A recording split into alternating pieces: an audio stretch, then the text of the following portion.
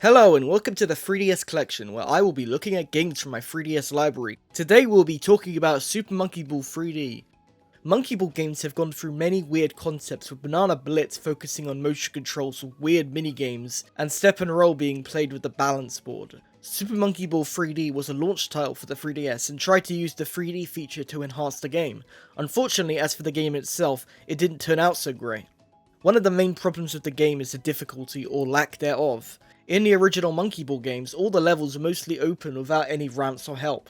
In 3D, the game starts off with all the levels being so straightforward, it's basically not even like playing a game. There is no challenge whatsoever, meaning the game gets very boring quickly. If you can manage to get further into the game, it gets a bit harder, but it's still nothing compared to the original. If they wanted to have an easy mode, they should have just made it a separate difficulty mode that added certain things to the level, but making the level design so insultingly easy was not the way to do it.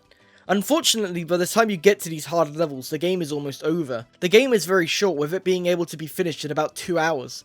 There is extra content beside the main game, but it still feels very short considering the GameCube games are way longer, and the fact that the levels are so easy will mean it's pretty easy to rush through them, making it feel even shorter.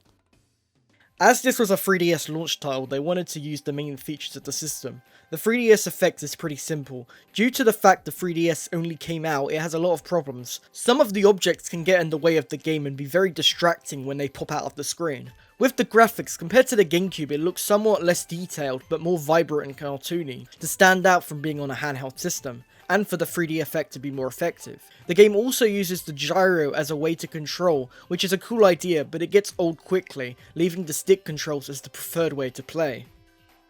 Besides the main Monkey Ball game mode, there are mini-games included with the game. Monkey Race is, as the title suggests, a racing game similar to Mario Kart. Though it's incredibly bare bones, there is some fun to be had with this mode. Considering this game was a launch title for the system, and Mario Kart 7 was not due out for another year, I could see this being fun for the time, but now it is kinda pointless with Mario Kart out.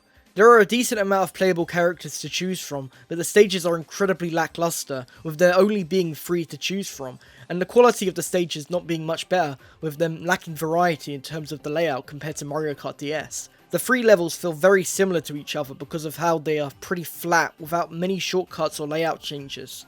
The controls aren't great either, with the lack of drifting. It makes it a lot less fun than Mario Kart. The other minigame is Monkey Fight, which yet again is trying to be like another Nintendo game since it is clearly very similar to Smash Bros, except without all the cool characters or stages. Yet again, this feels more like a product of its time, as since we now have Smash Bros on 3DS, the value of these modes are a lot less appealing. Compared to Monkey Race though, I would say that Fight is slightly better due to the wide range of modes and the fighting generally being more fun than the racing. Though the characters do play very similarly, with them mostly different in basic stats like power or speed. The characters do at least get a unique special attack though.